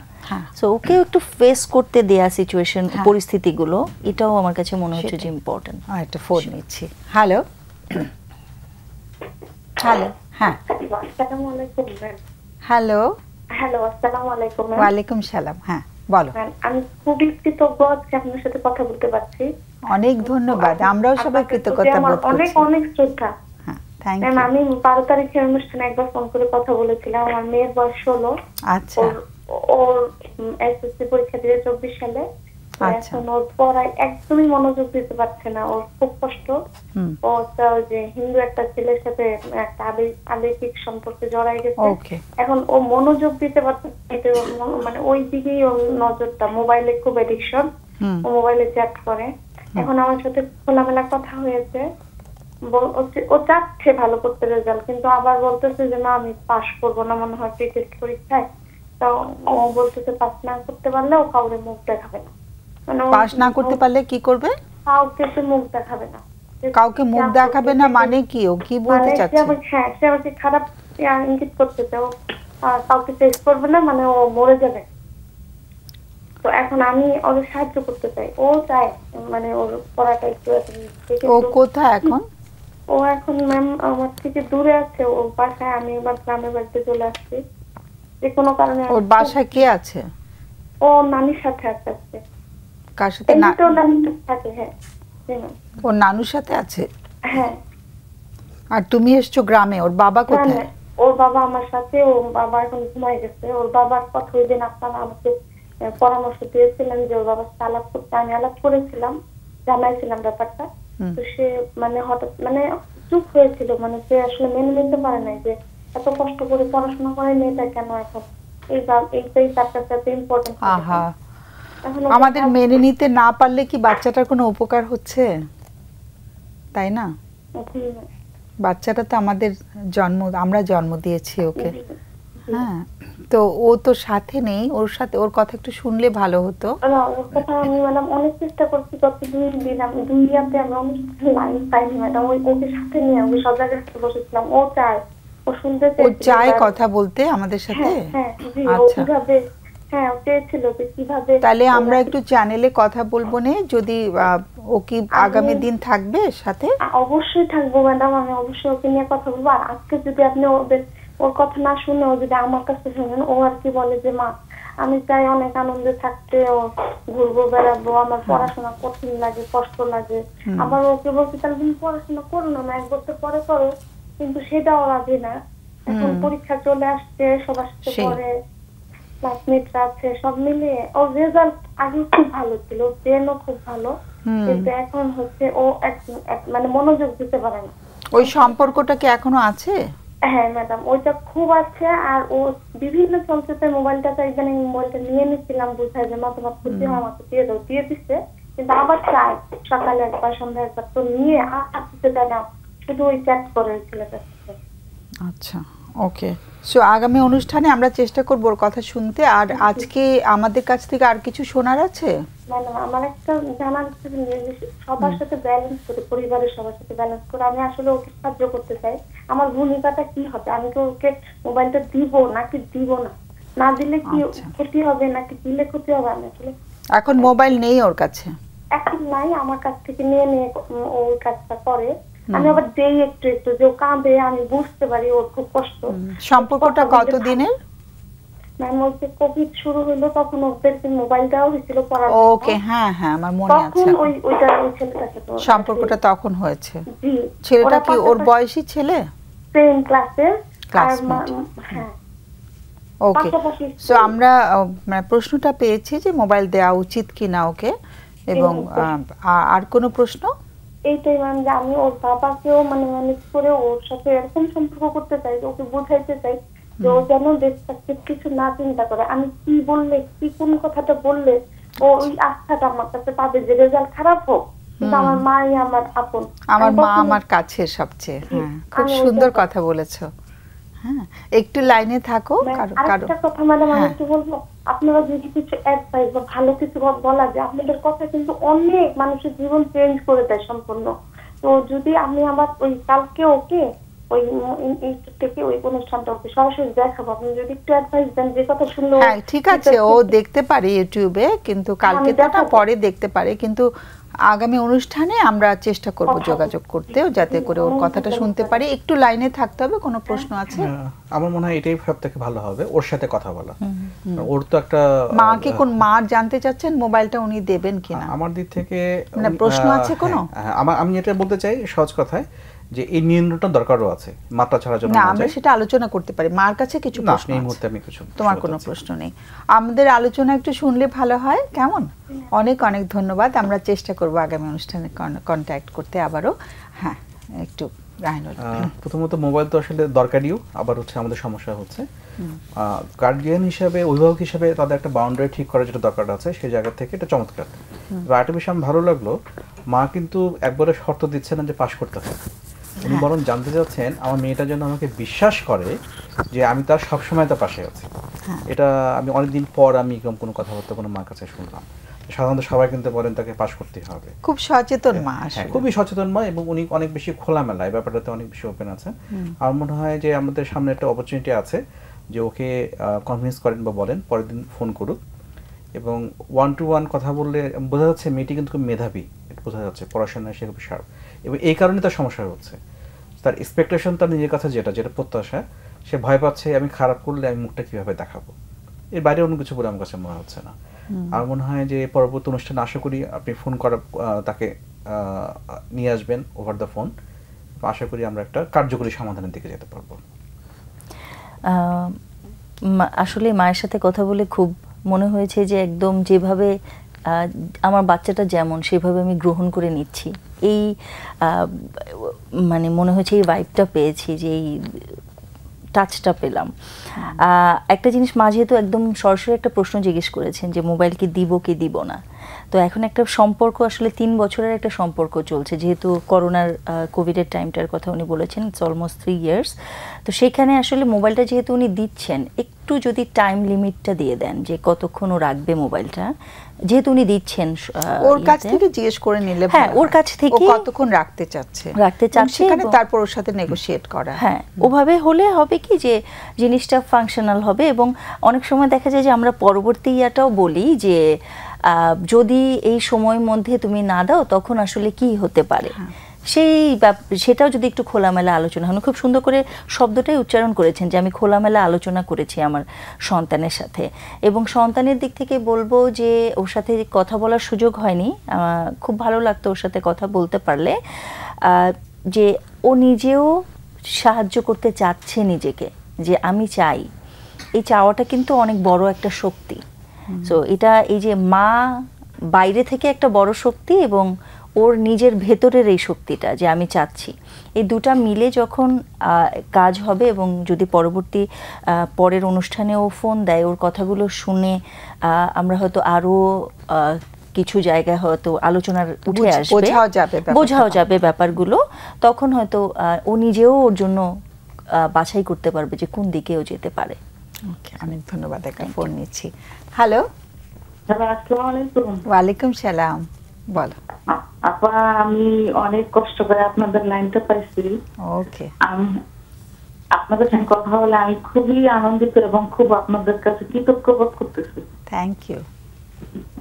আপা, আমার আসলে সংসার জীবন নিয়ে খুব আমি এমন একটা পর্যায়ে চলে গেছি যে নিজেকে আর ভালো রাখতে পারতেছি না। আমি অনেকগুলি অনলাইন সেশনও নিচ্ছি আপা। অনলাইনে সেশন নিয়েছো? আচ্ছা। তারপরে আপা আমার এখন মূল সমস্যাটা হচ্ছে আমার মেয়ে কোথায় কোথায় আমাকে মারতে আসে আপা। কত বড় মেয়ে? আমাকে রিসেন্ট। কত? মেয়ের বয়স কত? মেয়ের বয়স 14 বছর। আচ্ছা, ওকে। তারপর আমি যখন ওকে জিজ্ঞাসা করি যে আমি তোকে কথা বললে ধমক দিই, তুই আমাকে মারতে আসিস কেন, ও আমাকে বলে আমার চাচারা তো মারতে আসে তোমাকে, আমার কুকুরা মারতে আসে, আমার দাদু মারতে আসে, তখন তো আমার বাবা কোনো প্রতিবাদ করে না, আমি মারতে আসলে তোমার সমস্যা হচ্ছে। ও, কোন বয়স থেকে ও করছে এটা? এই আপা আজকে 1 বছর হয় এটা শুরু করছে। কোন কোন পরিস্থিতিতে করে এই জিনিসটা? আপা সামনে রিসেন্ট ম্যাট্রিক পরীক্ষা অর্ডার এসেছে। না না না, ও যে মারতে আসে কি হলে এরকম করে, মানে কোন পরিস্থিতি হলে এটা করে ও? এই রিসেন্ট আপা যেদিন পরীক্ষা শেষ হয়, এই 19 তারিখে, হ্যাঁ 19 তারিখে, মানে স্কুলের পরীক্ষা? না আপা, এসএসসি পরীক্ষা। 14 বছর? হ্যাঁ, তখন পরীক্ষা যদি 14 বছরে ও এসএসসি দিচ্ছে? হ্যাঁ আপা, আমি 4 বছর স্কুলে ভর্তি করছিলাম, খুব ব্রেন ভালো ছিল, বড়সড় ছিল তো। আচ্ছা, ওকে। তখন আপা আমি ওকে বলছিলাম কি ওর বান্ধবীদের সঙ্গে বেড়াইতে যাবে, তা আমাদের এখানে ঝড় উঠছে, আমি ওর কাপড় চোপড় নিয়ে গেছি, নিয়ে যে স্কুল ড্রেস খুলে ও বেড়াইতে যাবে পরীক্ষার পরে, ঈদের সময় যায়নি, তা আমি না আপা জুতাটা নিতে ভুলে গেছি। ওর স্কুল ড্রেসের সঙ্গে জুতাটা ছিল দেখে বাসায় আসে আমার সঙ্গে ওরকম রাগারাগি করতেছে। তা আমি বলছি, বাবু আমি ভুলে গেছি, আমি জুতাটা তো নিতে ভুলে গেছি, সবই নিয়ে গেছি, জুতাটা ভুলে গেছি, তুই কেন আমার সঙ্গে এরকম করতেছিস? তো বলছে ভুলে গেছিস না, নিজের ইচ্ছা করে তো নিস নেই, শয়তানি করছিস আমার সাথে। এই বলে আপা আমি যখন এত চিৎকার চেঁচামেচি করতেছে, ওকে ধমক যখন দিতে গেছি, ও আমাকে মারতে আসতেছে আপা। ও কি একমাত্র সন্তান? জি আপা, একমাত্র সন্তান। আমি এই বিষয়টাকে আর মানা নিতে পারিনি। ও আমাকে বলছে তুই আমাকে শিক্ষা দিতে পারিসনি, তাই বলছি তুই আমাকে মারতে আসতেছিস কেন? তো বলছে মারতে আসবো না, আমার চাচারা যখন আসে আমার আব্বু কিছু বলে, আমি আসলে সমস্যাটা কি, তাকে তো সবাই মারতে আসে। মানে ও ছোটবেলা থেকে দেখেনি যে তোমাকে কেউ শ্রদ্ধা করছে, তাই তো? ওর বাবাও তোমার গায়ে হাত তোলেন? না না না, ওর বাবা কখনই আমার গায়ে হাত দেয় না, কিন্তু কোনো প্রতিবাদ করেনি আপা। ওরা কেন তোমার গায়ে হাত তুলছে? শ্বশুর বাড়ির লোকেরা, আজকে যে বিষয়টা নিয়ে আমরা কথা শুরু করেছিলাম, যে শ্বশুর বাড়ির লোকেরা যখন তার মানে মেয়েদেরকে শ্রদ্ধা করে না, এটাও তো দেখছে ছোটবেলা থেকে, তাই তো? তার মাকে শ্রদ্ধা করতে দেখেনি অন্য কাউকে, তাই তো? হ্যাঁ আপা, বিশ্বাস করেন এরা না, মানে আমার বাচ্চাটার সঙ্গে, আমার দেবরের বাচ্চা হোক, কারো বাচ্চার সঙ্গে খেলতে গেলে যদি দুষ্টামি করছে বা কিছু করছে, তো ওরা দৌড়াই আসতো আমাকে মারার জন্য। আর আমার হাজবেন্ডকে বললে ও আমাকে বলতো তোমার দোষ, তোমার মুখ আছে, তুমি তোমার বাচ্চা কেন যাবে, তুমি কেন আটকে রাখতে পারো না ওদের ঘরে? তাহলে এটা তো মারার চেয়েও কম কিছু না, তাই না? তার স্ত্রীকে তো সে প্রোটেকশনটা দিচ্ছে না, তাই না? তার স্ত্রীর প্রতি ছোটখাটো ব্যাপারে একটু অল্প স্বল্প ব্যাপার হলেও, মানে যদি কিছু কথা কাটাকাটি হইতো, তো ওরা দৌড়ে চলে আসতো আমার এরকম অত্যাচার করতে। আচ্ছা, ওর বাবা যখন শুনছেন যে মেয়ে মার গায়ে হাত তুলছে, তখন বাবার প্রতিক্রিয়াটা কি হচ্ছে? ওর বাবা ঈদের দিন এতদিন আপা আমি ওর বাবাকে কিছু বলিনি। কেন বলিনি হচ্ছে আমি চাইনি, ওর বাবাকে অনেক ভালোবাসে আর চাচারা ভালোবাসে না, আমি চাই একটা জায়গা অন্তত পক্ষে তার ভালোবাসাটা থাক, সেটা যেন নষ্ট না হয়। আমি এই জন্য ওর বাবাকে কখনো কিছু জানতে দিইনি। আমার মেয়ে আমার সামনেই বসে আছে, আপনার দূরে নেই, সামনে আমার সঙ্গে বসে আছে, টিভির অনুষ্ঠানও দেখতেছি। আমি কখনো জানতে দিইনি। ওর চাচারা যখন আসবে ও কি আমাদের সাথে একটু কথা বলবে আজকে? কথা বলবা? বলো একটু, বলো একটু, জোর করো না প্লিজ। না বলবে না আবার, না জোর করো না, ঠিক আছে ওই অনুষ্ঠানটা দেখো। হ্যাঁ ওর বাবা যখন আসছে ঈদের দিন, এর আগে রোজার মধ্যে আমার সঙ্গে খুব খারাপ, মানে এমন চিৎকার চেঁচামেচি করতেছিল, ঘরের জিনিসপত্র ভাঙচুর করতেছিল। এই আমার মেয়ে। তখন আর বাবা বলছে কি তোরা এবার আসলে তোদের মা মেয়েকে বাড়ি থেকে বের করে দিব, আমাদের পরিবেশ তোরা নষ্ট করে দিচ্ছে। তোমাদের দুজনকে বের করে দেবে? হ্যাঁ যথারীতি এরা আসছে। ওর বাবা কই থাকেন? ওর বাবা কক্সবাজারে থাকে, রোহিঙ্গা ক্যাম্পে। আর তোমরা আলাদা থাকো? আমরা আলাদা থাকি। আমরা মেয়ে আমার এখানে লেখাপড়া করে, ওই জন্য এখানে থাকি। আর এনজিও চাকরি তো প্রজেক্টের চাকরি, মেয়ে নিয়ে এই জন্য কোথাও আমি যাইনি। আচ্ছা, মানে তুমি এক জায়গায়, তোমার স্বামী আরেক জায়গায় থাকেন? হ্যাঁ ওর বাবা ঈদের দিন আসে আমাকে বলছে, আমি সত্যি সহ্য করতে পারি না, আমার বাবার হাতটা ধরে কাঁদতে চলছি যে আমি আর এই কষ্টটা মানে নিতে পারতেছি না, তুমি হয় মেয়েকে শাসন করো আর না আমাকে এখান থেকে একটা কিছু রেহাই করো। ওইটা নিয়ে রাতের বেলা আমার মেয়ে আমার সঙ্গে আবার সেই টর্চারিং শুরু করে দিল, ব্লেড দিয়ে হাত পর্যন্ত কাটতে গেল। কেন আমি বললাম আর বাবাকে। বুঝেছি, ওর ভেতরেও একটা কষ্ট আছে। তুমি একটু লাইনে থাকো, আমাদের সময় প্রায় শেষ হয়ে এসছে। কারণ যদি ছোট কোনো প্রশ্ন থাকে ছোট করে। যে এই যে চাচারা কি আপনার মেয়ের গায়ে হাত তুলেন? না না না, আপনার গায়ে হাত তুলেন? আমার গায়ে হাত তুলেছে আগে। এটা কি ইদানিং ঘটেছে নাকি অনেক আগে থেকেই? না আগে কখনো করেনি, ক্লাস 10 এ উঠে এটা শুরু করছে। না না, আমি আপনার মেয়ের কথা বলছি না, যে ওর চাচাদের কথা বলছি। আপনাকে যৌথ পরিবারে থাকেন? না, চাচারা কখনো ওর গায়ে হাত তুলেনি। আপনার গায়ে হাত তুলেছে কখনো? হ্যাঁ আমার গায়ে হাত তুলতে আসে, ও আটকায়, এই জন্য তুলতে পারেনি, মানে দৌড়ে আসে মারার জন্য। ঠিক আছে। এখনো কি জয়েন্ট ফ্যামিলিতেই থাকেন সবাই একসাথে? জি জি জি আপা, আমরা একই ফ্যামিলিতে 5 ভাই। হাজবেন্ড থাকে কাজে কক্সবাজারে। ঠিক আছে, অনেক অনেক ধন্যবাদ ফোন করার জন্য। ও একটু কথা বললে হয়তো ভাল লাগতো, কিন্তু ও যদি কখনো রাজি হয় আমাদেরকে ফোন করলে ভালো হয়। হ্যাঁ আমরা আজকের এই বিষয়ে তো ওনার যে কষ্টটা আজকের বিষয়ের সাথে খুব শতভাগ মিলে গেছে। আমরা একদম বাস্তবে দেখতে পাচ্ছি কি হয়। এবং দেখা যাচ্ছে যে আমরা ঠিক শুরুর দিকে যখন আলোচনা করছিলাম এই মেয়েটির ক্ষেত্রে তাই হয়েছে। সে একটা পর্যায়ে যেমন দেখেছে, কিন্তু যখন সে একটা অ্যাডোলেসেন্স টাইম বা একটা বয়সন্ধিকালটা পার হয়ে এসেছে, সে অনুকরণ করছে এক ধরনের। এবং আরেকটা বিষয় আমার আশঙ্কা, তার ব্যক্তিগত বেশ কিছু খুবই স্পর্শকাতর কষ্টের ঘটনা আছে। কারণ আমরা সাধারণত এই বয়সে একটি শিশু বা কিশোরী যখন আচরণ করে, একদমই শিশু, যে কিশোরী যখন এই ধরনের আচরণ করে, আমরা ধরেই নিব তার পিছনে তার কোনো একটা কষ্টের গল্প আছে যেটা সে কাউকে বলতে পারছে না। আমাদের এই অনুক্ত কষ্টটা শোনার দরকার আছে, যথাযথ গোপনীয়তা এবং স্পর্শকাতরতা মেনটেন করে। আমার কাছে মনে হচ্ছে এটাই হলো মূল কারণ তার এই ধরনের আচরণের। এটি একটি ইশারা, এটি আমার কাছে মনে হচ্ছে না মূল কোনো কিছু। আমি সুনির্দিষ্টভাবে বলতে চাই যে পেশাদার মূল্যায়ন অবশ্যই দরকার আছে, এবং অবশ্যই গোপনীয়তা এবং স্পর্শকাতরতা দুটো ঠিক রেখে আলাদাভাবে যেন যেটা এই শিশুটির সাথে মেয়েটির সাথে যেন কেউ কথা বলেন। এবং ভালো হয় মা যদি উদ্যোগটা নেন, খুব ভালো হয়। আর যেহেতু বাবাও যেহেতু আছেন, প্রজেক্টে যেহেতু আছেন, রোহিঙ্গার ওখানে আছেন, আমার জানার মতে সেখানে অনেক সাইকোলজিস্ট অনেকে কাজ করছেন। আমার মনে হয় কোনো না কোনোভাবে হোক, তবে অনলাইনের বদলে আমি বলবো সরাসরি সাক্ষাৎকারটাকে আমি একটু এগিয়ে রাখতে চাই। মা বললেন না যে অনলাইনে অনেকবার হয়েছে, কিন্তু অনলাইন এবং সরাসরির মধ্যে কিছুটা তো পার্থক্য আছে, ভালোই পার্থক্য। এবং আমি বলবো যে ইন্টারভিউ একটা অংশে অবশ্যই মাকে ছাড়া করার প্রয়োজন আছে, যেখানে যেন মাও যেন না থাকেন, তার ওই গোপনীয়তাটা রেখে তার সাথে কথা বলার দরকার আছে। এবং তাকে সাহায্যটা এখনই করা দরকার, সময় পেরিয়ে যাচ্ছে, কারণ এখনো যে সময় আছে এখনো শুরু হওয়ার বেশি দিন পেরিয়ে যায়নি। এখন উদ্যোগ নিলে আমি মনে করি তার জীবনটা অন্যরকম হয়ে যাবে বলে আমি আশাবাদী। মা খুব কষ্টে আছেন কিন্তু মা খুবই অসহায় একটা জায়গা থেকে আসলে কলটা দিয়েছেন। শিশুটির ক্ষেত্রে যেটা বলবো যে কিছু মা যে বলছেন যে সবাই মারেছে তাতে তো কোনো অসুবিধা নাই, তো মেয়ের একটা রাগ, চাপা রাগও থাকতে পারে, যে প্রতিবাদ করারও তো একটা জায়গা, বাবা কেন বলে না, বাবার উপরে একটা রাগ থাকতে পারে। আসলে ওর ভেতরে অনেক কিছু হচ্ছে যেটা মনে হচ্ছে। এবং মায়ের জায়গা থেকে বলবো যে উনি কিন্তু যথেষ্ট সচেতন একজন মানুষ। উনি অনলাইনে সেশন নিয়েছেন যে উনি কিভাবে ওনাকে এবং ওনার সন্তানকে সাহায্য করতে পারেন। তারপরে অনেক দিন উনি ওনার হাজব্যান্ডকে বলেননি যে মেয়ে যেন তার বাবার কাছে জায়গাটা না হারায়। তো উনি আসলে একটা খুব সুন্দর মনের একজন মানুষ।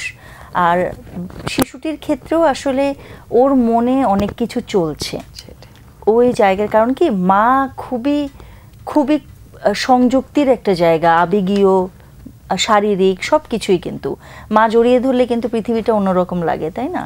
তো সেখানে মাকে এত অত্যাচারিত হতে দেখেছে, ও সেই জিনিসটাই কপি করছে তখনই যখন ওর কাজগুলো হচ্ছে না বা ওর নিজের একটা কোনো কিছু চাওয়া পূরণ করতে হবে। সো ও কপি একদিকে করছে, আর অন্যদিকে মনে হচ্ছে যে বাবা মায়ের উপরে ওর বেশ একটা রাগ ভেতরে জমে আছে। তো আমিও ভাইয়ের সাথে একমত যে পেশাগত প্রথমে কাউন্সিলিংয়ের জায়গাটা থেকে যদি শুরু করা হয়, পরে যদি ওর রাগটা যদি অনেক বেশি মাত্রাতিরিক্ত হয়, যদি সাইকোলজিস্ট মনে করেন, তাহলে হয়তো ওভাবে রেফার করে পুরো প্রসেসটা ওভাবে, প্রক্রিয়াটা ওভাবে চলতে পারে। বাট পেশাগত সাহায্যটা জরুরি মনে হচ্ছে। ওকে, হ্যাঁ, অনেক ধন্যবাদ রাহিনুল। আজকের বিষয় নিয়ে আমাদের 2-3 মিনিট সময় আছে। হ্যাঁ, আজকের বিষয় নিয়ে শুরুতে আমরা একটা সুযোগ পেয়েছি যে এই সূত্র ধরে যে কি হতে পারে তার একটা নমুনা আমরা দেখতে পাচ্ছি।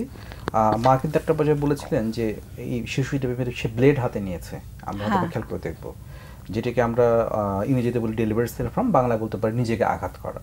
তো এটাকে দেখে কিন্তু এটাও কিন্তু এক ধরনের পরিণতি হতে পারে, যখন একজন শিশু যখন দেখে আসে তার পরিবারটা অস্থিতিশীল এবং তারা আপনজনরা নিরাপদ নন।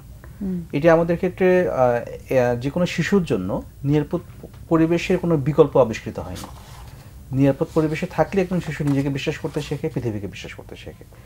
এখন তা একজন মেয়ে শিশু হোক বা ছেলে শিশু হোক, দুই পক্ষের জন্য কথাটা প্রযোজ্য। এবং অবশ্যই আমরা জানি যে যেটা মেয়ে শিশুর ক্ষেত্রে কিন্তু তাদের আবেগীয় সমস্যাগুলো কিন্তু বেশি হয় আচরণগত সমস্যার দিক থেকে। তারা কিন্তু হয়তো মুখে বলে না, কিন্তু সহ্য করে যায়, ভিতরে পুষে রাখে, কখনো কখনো সেটা আগ্নেয়গিরির মতো হঠাৎ করে তখন বের হয়ে আসে, যেটি আমরা এই একটু আগে আলোচনা যেটা যে মেয়েকে নিয়ে হচ্ছিল আমরা দেখতে পাচ্ছি। আর আমাদের আসলে মানুষের উপদেশ দেওয়ার আগে সবার আগে দরকার হচ্ছে নিজের আচরণটা পরিবর্তন করা। আমরা যারা দর্শক যারা দেখবেন যে আমাদের মুখের কথা খুব গুরুত্বপূর্ণ, আমি কি শব্দ উচ্চারণ করছি খুব গুরুত্বপূর্ণ। আজকে আমাদের আলোচনা একটা পর্যায়ে এসেছিল যে একজন মেয়েকে কালো বলা হচ্ছে। যখন আমি মুখে বলছি যে এটা কোনো ব্যাপার না, তখন কিন্তু শব্দটা উচ্চারণ করেও কিন্তু আমি বিষয়টাকে তার সামনে উপস্থাপন করছি। শব্দটা বারবার উচ্চারিত কিন্তু হচ্ছে, হয়তোবা এর আগে পরের বাক্যগুলো অথবা আলাদা, কিন্তু আমাদের শব্দটা এড়ে যাওয়াও দরকার আছে। তবে এটা আমি বলবো যে আমাদের একটা চর্চার একটা বিষয় আছে, সেটা শুরু করতে হবে নিজেকে দিয়ে এবং ঘর থেকে। আমার দিক থেকে আপাতত এই পর্যন্তই। ওকে, সো শেষ করতে হবে, আজকে আমাদের সময় শেষ। দুজনকে অসংখ্য ধন্যবাদ। আগামীতে আশা করছি আবার দেখা হবে। সুপ্রিয় দর্শক, আমাদের শেষ করতে হবে, সময় শেষ হয়ে এসেছে। আর আগামী অনুষ্ঠানে আমরা একটু টেকনিক্যাল বিষয় নিয়ে কথা বলবো। একটি অসুবিধা আমাদের হয়, যেটিকে বলা হয় নার্সিসিজম। হ্যাঁ, আমরা অনেক মানুষই আছি, কেউ হয়তো নার্সিসিজম রোগে ভুগছেন, আবার কম বেশি আমাদের সবার মধ্যে একটু নার্সিসিজম থাকে। নিজেকে একটু বেশি বড় বড় মনে করি আমরা অনেকে, অন্যদের তুলনায় আমি সব ঠিক, অন্যরা সব ভুল করছে, এরকম একটা ব্যাপার। নিজেকে সবার চেয়ে একটু বেশি বড় মনে হয়, সেটা একটা। আরেকটা হচ্ছে নিজেকে ভালোবাসা, সত্যিকারভাবে ভালোবাসা, আমি যেমন তেমন করে।